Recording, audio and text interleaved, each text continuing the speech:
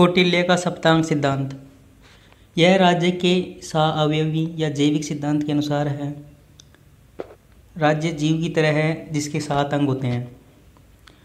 मंडलयोनि अर्थशास्त्र के मंडलयोनि अधिकरण में राजा के 7 अंगों का विवेचन किया गया है। राज्य 7 अंगों का सम्मिलित यानी साअवयव है। अर्थशास्त्र के अनुसार राज्य के 7 अंग हैं। पहला है स्वामी, दूसरा अमात्य, तीसरा जनपद, चौथा दुर्ग, 5वां कोष, छठा दंड, 7वां मित्र। इन अंगों के वर्णन के दौरान कौटिल्य ने राज्य को प्रत्यांग भूत की भी कहकर संबोधित किया है, जिससे ऐसा प्रतीत होता है कि वे राज्य के सांघिक अथवा जैविक सिद्धांत में विश्वास करते हैं। राज्य का पहला अंग है राजा, जिसका उल्लेख अर्थशास्त्र के पहले अध्याय विनयाधिकरण में है। राज्य का प्रथम व प्रधान अंग राजा होता है। संप्रभुता राजा में समाहित थी तथा संप्रभु राजा ही राज्य की सत्ता का प्रतीक था। राजा धर्म के प्रति उत्तरदायी तथा कौटिल्य के शब्दों में धर्म प्रवर्तक था। अर्थशास्त्र के अनुसार समाज के सभी वर्गों से राजसत्ता को आज्ञाकारिता प्राप्त हुई। राजा की सत्ता सिर्फ कार्यपालिका शक्ति तक ही सीमित नहीं रह गई, बल्कि उसका विस्तार उस सीमा तक हो गया जो पहले धर्म के लिए आरक्षित था। राजा को शारीरिक, मानसिक, बौद्धिक व आत्मिक गुणों से युक्त होना चाहिए, जिन्हें कौटिल्य ने संयुक्त रूप से आत्म संपद या स्वामी संपद की संज्ञा देता है। राजा की शिक्षा। राजा के 3 गुण हैं। पहला है अभिगमिक गुण, दूसरा प्रज्ञा गुण या बौद्धिक गुण, तीसरा है उत्साह गुण। अभिगमिक गुण का मतलब है कि राजा उच्च कुल में जन्मा हो, राजा दयावान हो और राजा न्यायप्रिय हो। प्रज्ञा गुण या बौद्धिक गुण का मतलब है कि राजा में समझने तथा विचार करने की क्षमता होनी चाहिए।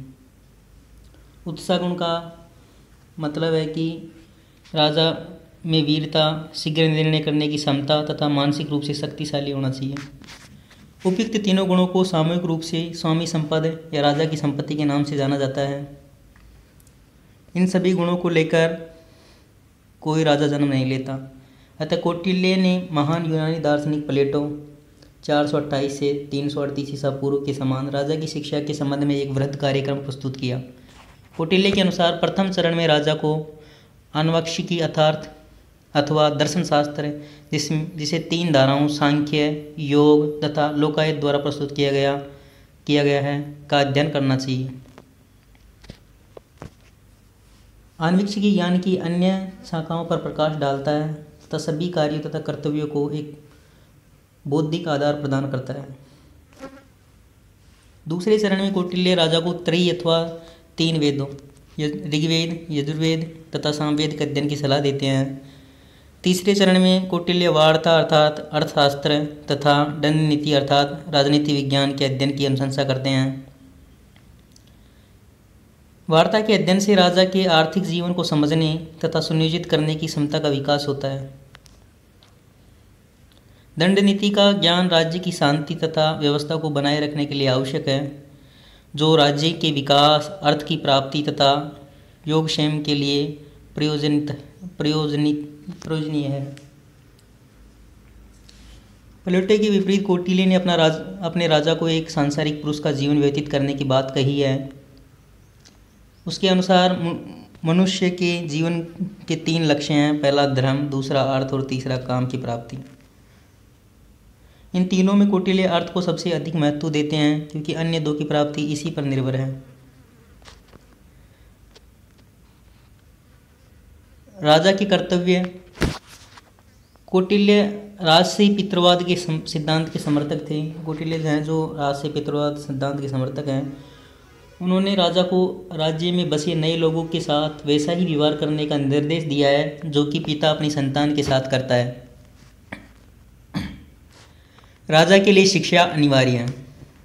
यदि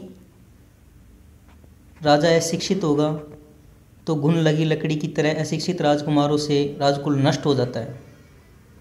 प्रजा के सुख में ही राजा का सुख निहित है, ऐसा चाणक्य कौटिल्य कहते हैं कि प्रजा का जो सुख है उसमें ही राजा का सुख निहित है। कौटिल्य कहते हैं कि जैसी राजा होगा वैसी ही प्रजा होगी।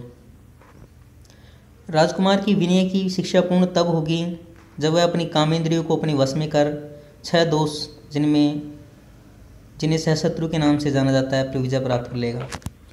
कौटिल्य कहता है कि राजा की शिक्षा पूर्ण तब मानी जाएगी जब वह अपनी कामेंद्रियों को वश में कर लेगा और जो 6 दोष हैं जिन्हें सहशत्रु के नाम से जाना जाता है उन पर विजय प्राप्त कर लेगा।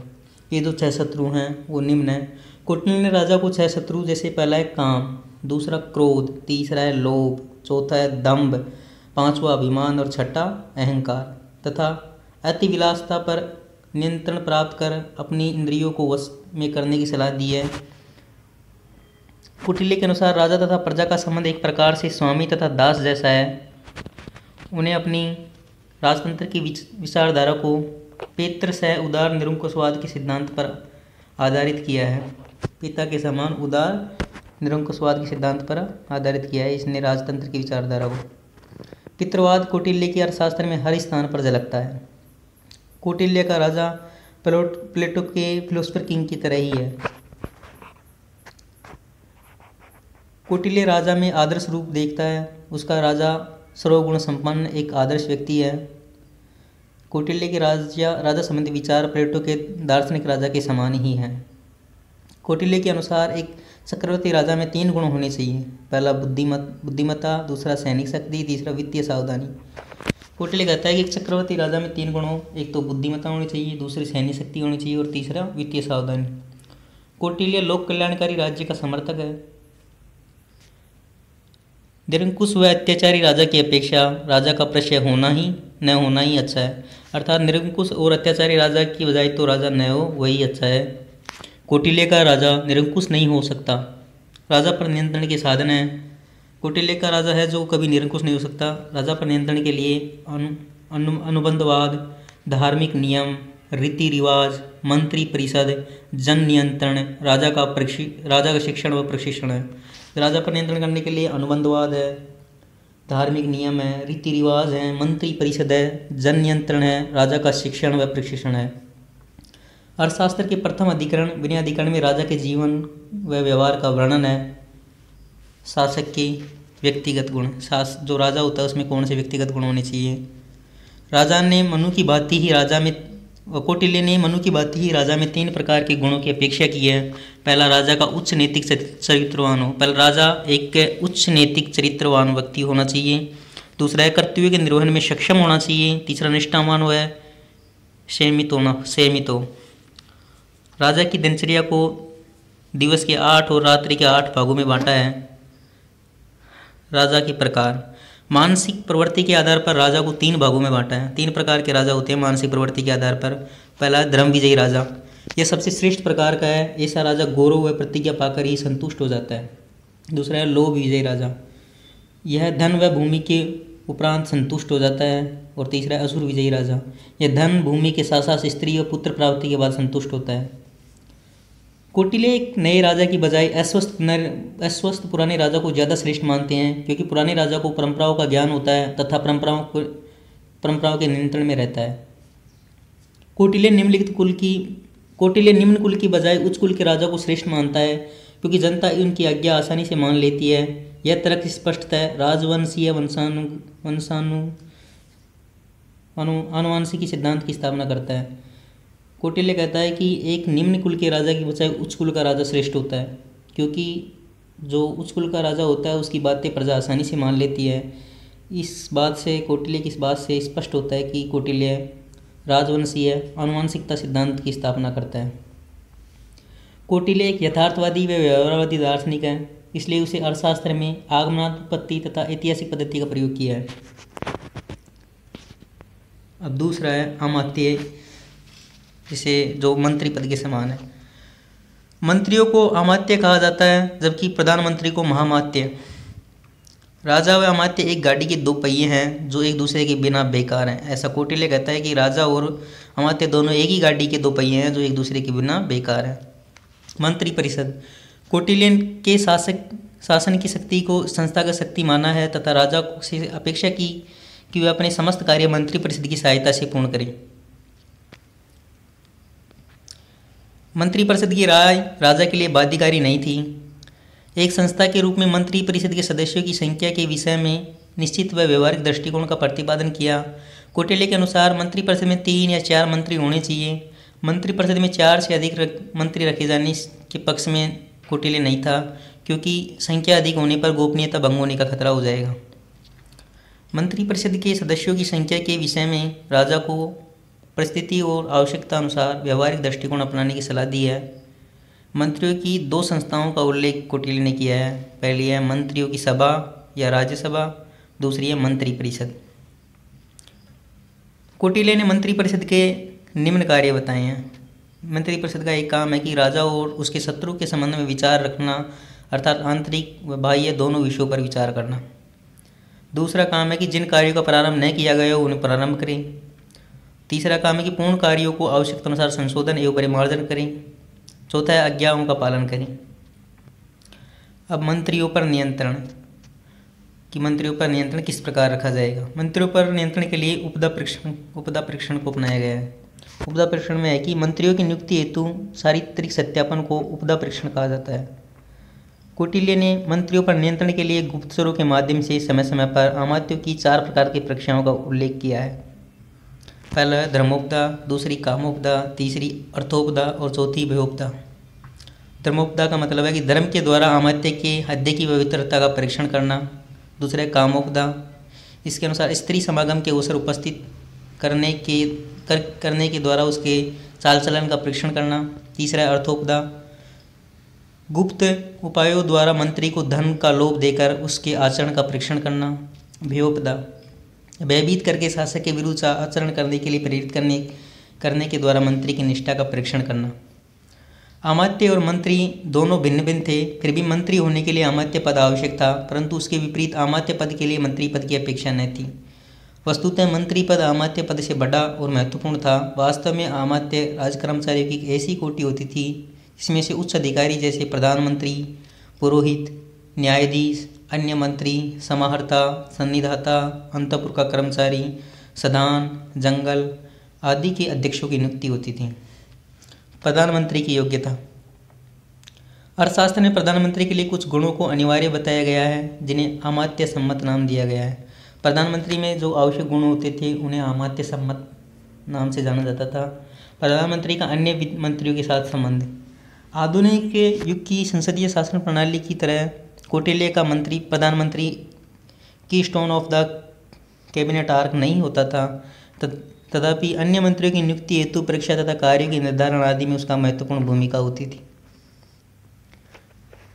तीसरा है जनपद। जो राज्य का तीसरा अंग है वह है जनपद। राज्य का तीसरा महत्वपूर्ण अंग जनपद है। कौटिल्य के अनुसार जनपद का अर्थ दुर्ग द्वारा सुरक्षित नगरी के अतिरिक्त मुख्यतः राज्य के ग्रामीण क्षेत्र तथा साथ साथ वहाँ की जनसंख्या है।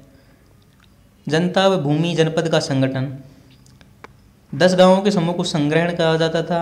200 गांवों के समूह को सार्वत्रिक, 400 गांवों के समूह को द्रोणमुख और 800 गांवों के समूह को स्थानीय कहा जाता था। चौथा अंग है दुर्ग। कौटिल्य ने अपने अर्थशास्त्र में 2 प्रकार के दुर्गों का वर्णन करता है। पहला है दुर्ग विधान और दूसरा है दुर्ग निवेश। दुर्ग विधान का मतलब है कि दुर्ग विधान से कौटिल्य का आशय मुख्य दुर्ग से है। इसमें वह मुख्य दुर्ग के निर्माण पर बल देता है। दुर्ग निवेश से उसका आशय दुर्ग के अंदर के भवनों तथा राज्य के अंदर महत्वपूर्ण स्थानों पर निर्मित भवनों से है। कौटिल्य के मत के अनुसार 4 प्रकार के दुर्ग होते हैं। पहला ओदक दुर्ग, पर्वत दुर्ग, धानवन दुर्ग और वन दुर्ग। ओदक दुर्ग वह दुर्ग जो चारों ओर से पानी तथा तालाब से घिरा होता है, वह ओदक दुर्ग कहलाता है। पर्वत दुर्ग वह बड़ी पहाड़ी या बड़ी चट्टानों से निर्मित पर्वतों पर स्थित दुर्ग पर्वत दुर्ग कहलाता है। धानवन दुर्ग ऐसे दुर्ग जो होते हैं जो ऐसे मरुस्थलीय जगहों पर बने होते हैं जहाँ न तो पानी होता है और न ही पहुँचना आसान होता है। वन दुर्ग घने जंगलों में बना दुर्ग जहाँ का रास्ता बेहद दुर्गम हो उसे वन दुर्ग की संज्ञा दी है। कौटिल्य के अनुसार ओदक दुर्ग व पर्वत दुर्ग संकट के समय राज्य की तथा उसके नागरिकों की रक्षा में सहायता करते हैं, जबकि धानवन व वन दुर्ग संकट के समय राजा की सुरक्षा आवश्यक एवं अति उपयोगी होते हैं। 5वां अंग कोष। खजाना कर संग्रह को कहा जाता था समाहर्ता और कोषाध्यक्ष को सन्निधाता कहा जाता था। दंड छठा जो अंग है उसका नाम है दंड।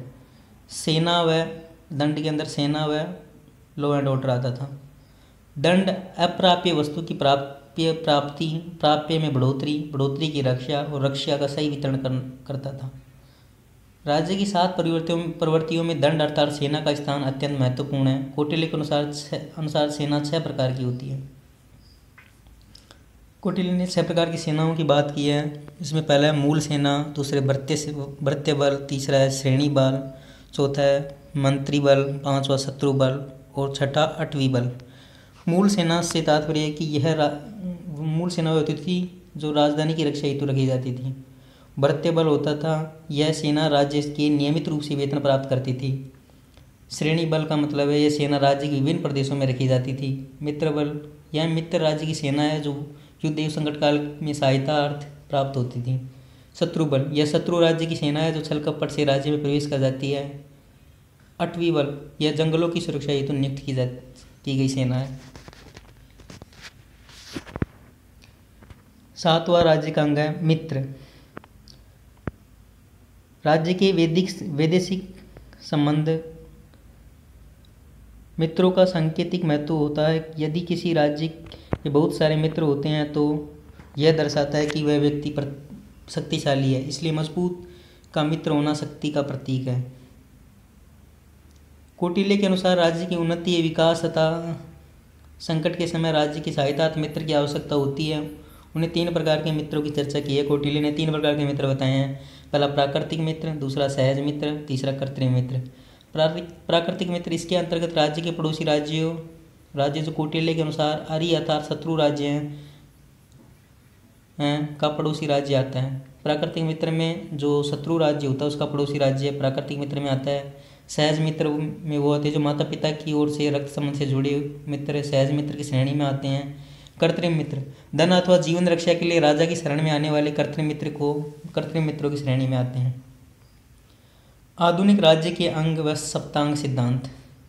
संप्रभुता का मतलब है राजा, सरकार, अमात्य, जनसंख्या और भूमि को जनपद कहते थे। अंगों की तुलना, राजा की तुलना की जाती थी सिर से, अमात्य की आंखों से, जनपद की जांघों से, द्रुक की भुजा से, दंड की मस्तिष्क से, कोस की मुख से और मित्र की कान से। कौटिल्य के परराष्ट्र नीति संबंधी विचारों को प्रमुखतः निम्न 3 वर्गों में विभाजित किया जा सकता है। पहला है षाड्गुण्य नीति। कौटिल्य के जो परराष्ट्र नीति संबंधी विचार थे उनको 3 वर्गों में बांट सकते हैं। पहला है षाड्गुण्य नीति, दूसरा कूटनीति और तीसरा मंडल सिद्धांत।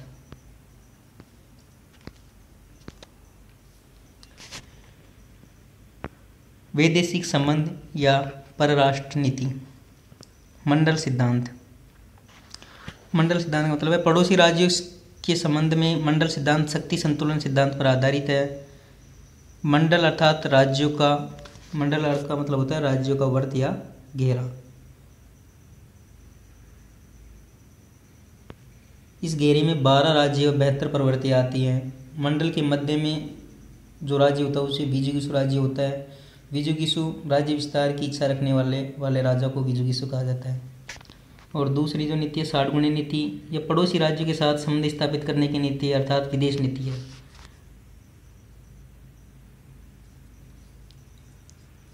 षाड्गुण्य नीति तो विदेश नीति है और मंडल सिद्धांत है जो शक्ति संतुलन सिद्धांत पर आधारित है। षाड्गुण्य नीति राज्य की सुरक्षा व शक्ति वृद्धि की 6 नीतियाँ हैं। पहला तो संधि कर लो, दूसरा विग्रह, तीसरा यान, चौथा आसन, पांचवा संश्रय और छठा द्वैधी भाव। संधि का मतलब है संबंध बनाना, विग्रह का मतलब है संबंध विच्छेद करना, विग्रह शत्रु का कोई अपकार करना विग्रह है। तीसरा है यान, चढ़ाई करना या आक्रमण करना यान है। आसन का मतलब है मौन रहना, उदासीन रहना यानी कि तटस्थ रहना। संश्रय का मतलब है शक्तिशाली के समक्ष समर्पण कर देना। द्विधि भाव का मतलब है एक से संधि और दूसरे से विग्रह। षाड्गुण्य नीति मंडल सिद्धांत का ही प्रसार है। अंतर्राष्ट्रीय राजनीति के विशिष्ट विश्लेषण में कौटिल्य यथार्थवाद तथा शक्ति सिद्धांत का समर्थक है। मंडल सिद्धांत प्राचीन भारतीय चिंतन में एक महत्वपूर्ण स्थान रखता है, परंतु इसे परंतु इसे सर्वप्रथम अंतर्राष्ट्रीय राजनीति के संदर्भ में विकसित करने का प्रयास कौटिल्य ने अपनी पुस्तक अर्थशास्त्र में इस सिद्धांत के माध्यम से भारतीय राजनीति में यथार्थवाद के तत्वों का मिश्रण करने का प्रयास किया है। अर्थशास्त्र का छठा अधिकरण मंडल योनि मंडल सिद्धांत का सूत्रीकरण करता है। यहाँ विदेश नीति के इस विख्यात सिद्धांत की सिफारिश है कि सीमा में लगे राज्यों को अपना प्राकृतिक शत्रु माना जाना चाहिए। 7वें अध्याय के केंद्र में कौटिल्य की विदेश नीति का प्रमुख सिद्धांत युद्ध के लिए तैयारी लेकिन शांति की उम्मीद न होकर युद्ध की तैयारी और विजय की योजना है। मंडल सिद्धांत। मंडल सिद्धांत के जो विजुगिसु राज्य होता है उसके जो पड़ोसी राज्य होता है आगे वाला उसे कहा जाता है अरिराज्य, और उस अरिराज्य की सीमा से जो अगला राज्य होता है उसे मित्र राज्य कहा जाता है, सामने वाला मित्र राज्य। और फिर उस मित्र राज्य की सीमा से जो राज्य की सीमा स्पर्श करते उसे अरिमित्र यानी कि दुश्मन का मित्र माना जाता है। फिर दुश्मन के मित्र की सीमा अरिमित्र से जिसकी सीमा मिलती है उसे मित्र का मित्र कहा जाता है, और मित्र के मित्र से जिस राज्य की सीमा लगती है उसे अरिमित्र का मित्र कहा जाता है। और जो विजुगिसु राज्य के पीछे जो राज्य होते हैं उनमें जो विजुगिसु राज्य की सीमा बनाता है उसे पार्ष्णिग्रह कहा जाता है यानी कि पीठ का शत्रु। और जो पार्ष्णिग्रह जो पीठ का शत्रु है उससे जो जिस राज्य की सीमा लगती है उसे कहा जाता है आक्रांता यानी कि पीठ का मित्र। और फिर आक्रांता से जिस राज्य की सीमा लगती है उसने पार्ष्णिग्रह सार कहा जाता है, और पार्ष्णिग्रह सार से जिसकी सीमा लगती है उसे आक्रांता सार कहा जाता है। और जिस राज्य की सीमा विजिगिसु और अरि दोनों से मिलती है उसे मध्यम कहा जाता है, और जिस राज्य की सीमा न तो विजिगिसु से मिलती है न अरि से मिलती है और न मध्यम से मिलती है उस राज्य को उदासीन कहा जाता है। इस प्रकार मंडल सिद्धांत में 12 राज्य की बात की गई है। अर्थशास्त्र का केंद्र एक ऐसा विजिगिसु राजा है जिसका उद्देश्य निरंतर नई भूमि प्राप्त कर अपने क्षेत्र में वृद्धि करना है। 15 अध्यायों के अधिकरणों में से लगभग 9 अधिकरण प्रत्यक्ष या परोक्ष रूप से युद्ध की चर्चा करते हैं। मध्यम जो राज्य होता है उसकी सीमा विजिगिसु व अरि दोनों से मिलती है। यह इन दोनों से शक्तिशाली होता है।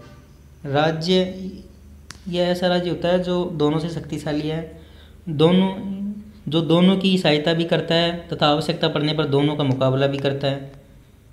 यह विजिगिसु या अरि का मित्र या शत्रु हो सकता है।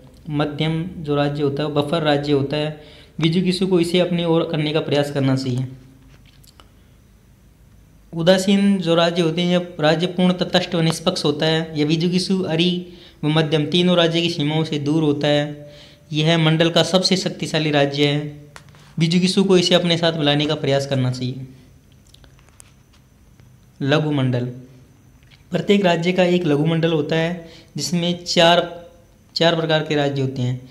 इसमें राज्य यानी कि खुद विजिगिसु, उसका मित्र राज्य, उसका शत्रु राज्य और उदासीन राज्य होता है। जो लघु मंडल होता है उसमें 4 प्रकार के राज्य हैं, तो विजिगिसु, एक उसका मित्र, एक उसका शत्रु और एक उदासीन राज्य। मनु एवं कौटिल्य दोनों ही राज्य मंडल के चारों सदस्यों का उल्लेख करते हैं, जिसमें एक विजिगिसु के अतिरिक्त 3 राज्य, एक तो मंडल के 4 सदस्यों का उल्लेख करते हैं, उनमें 3 विजिगिसु के अलावा 3 राज्य और होते हैं। एक तो अरि राज्य यानी कि दुश्मन राज्य, एक मित्र राज्य और एक उदासीन राज्य। इन्हें कौटिल्य क्रम से इनकी 3 प्रवृत्तियाँ मानता है। इन तीनों राज्यों की 3 प्रवृत्तियाँ मानता है कौटिल्य, और इन तीनों राज्यों में प्रत्येक राज्य की 5-5 प्रकृतियाँ और मानता है। जैसे कि मंत्री, कोष, दंड, जनपद और पुर मतलब दुर्ग। इस प्रकार तीनों की 5-5 और 3 स्वयं उन तीनों की हो जाएंगी और 5-5 और तो मिला के 18 कुल 18 प्रवृत्तियाँ हो जाएंगी। तो लघु मंडल में इन 18 प्रवृत्तियों से मिलकर लघु मंडल बना होता है। इस प्रकार आदि राज्य मंडल, मध्यम मंडल व उदासीन मंडल बनते हैं। एक होता है वृहद मंडल। इसमें 12 राज्य और उनकी 72 प्रवृत्तियाँ होती हैं। वृहद राज्य मंडल में 12 तो राज्य प्रवृत्तियाँ होती हैं। स्वामी विजिगिसु व मित्र तो इसमें आ जाते हैं। इसमें जो वृहद मंडल होता है उसमें 12 राज्यों की 12 प्रवृत्तियाँ होती हैं, जिनमें विजिगिसु और उनके मित्र आ जाते हैं। शेष 5 अंग और होते हैं, जैसे कि अमात्य, कोष, दंड, दुर्ग और जनपद। इन्हें राज्य की द्रव्य प्रवृत्तियाँ या प्रकृतियाँ कहा जाता है।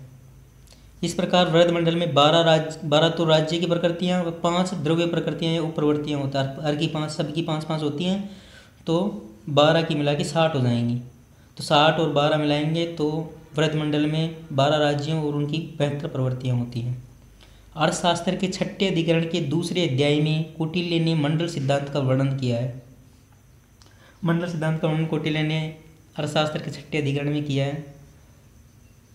अल्टेकर कहता है कि कौटिल्य का मंडल सिद्धांत शक्ति संतुलन पर आधारित है। अल्टेकर कहता है कि कौटिल्य का जो मंडल सिद्धांत है वह शक्ति संतुलन पर आधारित है। कौटिल्य ने इस सिद्धांत को आधार प्रदान करने हेतु आधुनिक राजनीति विज्ञान के लेखकों के समान प्रतिरूप निर्माण या मॉडल बिल्डिंग की बौद्धिक तकनीकी का सहारा लिया है। दूसरे शब्दों में मंडल सिद्धांत एक ऐसी योजना है जिसमें राज्यों के मध्य का संबंध उनकी भौगोलिक स्थिति के आधार पर तय होगा, परंतु व्यवहार में राजा की वास्तविक संख्या परिस्थितियों के अनुसार बदलती रहेगी तथा उसके आपसी संबंध भौगोलिक स्थिति की अपेक्षा उनके पारस्परिक हितों के टकराव पर अधिक निर्भर करेंगे। यद्यपि मंडल सिद्धांत प्राचीन भारतीय राजनीतिक चिंतन के लिए इतिहास की एक महत्वपूर्ण देन है। कौटिल्य के अनुसार एक अच्छे राज्य में केवल यही आवश्यक नहीं है कि अच्छे कानून हो, अच्छी संस्थाएं हों, जन कल्याण के प्रति समर्पित, ईमानदार तथा साफ सुथरा प्रशासन हो, वरन यह भी आवश्यक है कि अन्य राज्यों से भी उचित प्रकार के संबंध हो। मित्र और शत्रु दोनों कौटिल्य की संप्रभुता के उदाहरण के घटक तत्व हैं।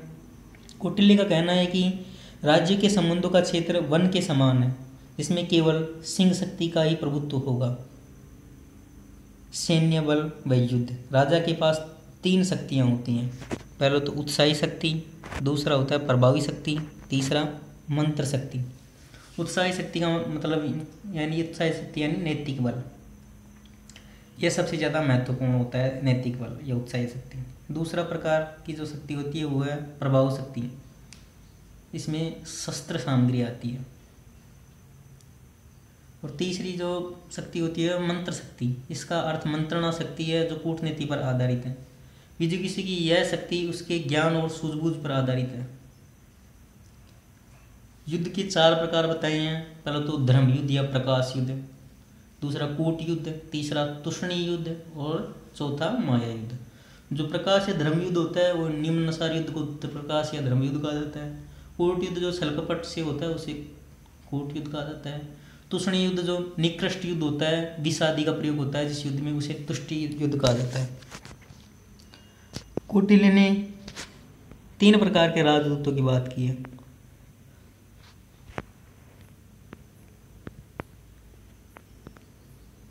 कौटिल्य ने 3 प्रकार के राजदूतों की बात की है। कौटिल्य ने दूतों को राजा का मुख कहा है। कौटिल्य ने राजा का मुख कहा है, किसको? दूतों को। जो 3 प्रकार के दूत होते हैं वो एक तो होता है निशस्त्रार्थ, और दूसरा परिमितार्थ, और तीसरा होता है शासनहार। जो पहला होता है निशस्त्रार्थ, उसमें आमात्य के समस्त गुण होते हैं। इसे विदेशी राजा से संधि आदि करने के पूर्ण स्वतंत्रता व अधिकार होते हैं। और परिमितार्थ होता है, उसमें अमात्य की बजाय 1/4 गुण वाला होता है। इसमें केवल निश्चित मामले में ही समझौते का अधिकार होता है। शासनहार होता है, यह केवल संदेश वाहक ही होता है। दूतों के कार्य, दूत होते हैं, उनके कार्य हैं।